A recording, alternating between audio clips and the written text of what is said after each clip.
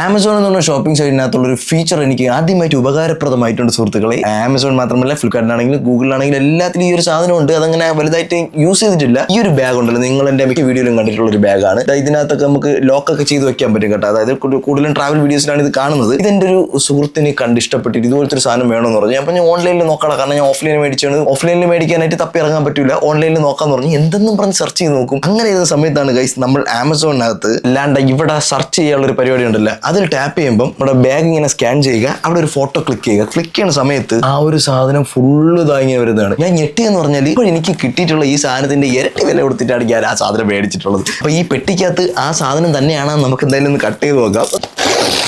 ദെക്കോന ഇതാണ് ഗൈസ് ആ ഒരു ബോക്സ് വന്നത്. ആ ബോക്സിനകത്ത് തുറക്കുമ്പോൾ ഇതാ സാധനം നോക്ക്. ഒരമ്മ പെറ്റ അനിയന്മാരെ പോലെ പള്ളിയുണ്ട് സുഹൃത്തുക്കളെ ഇതിനകത്ത്. അതായത് ലോക്ക് കാര്യങ്ങളൊക്കെ ഉണ്ട്. അപ്പം ഞാൻ വാങ്ങിച്ചതിന് വില കൂടുതലായിരുന്നു, ഇതിപ്പോൾ നല്ല വില കുറവുണ്ട്. ലിങ്ക് ഞാൻ ഡിസ്ക്രിപ്ഷനിൽ കൊടുത്തേക്കാം, വേണമെന്നുള്ളൊരു കയറി വാങ്ങിച്ചോട്ടെ. അടിപൊളി സാധനം.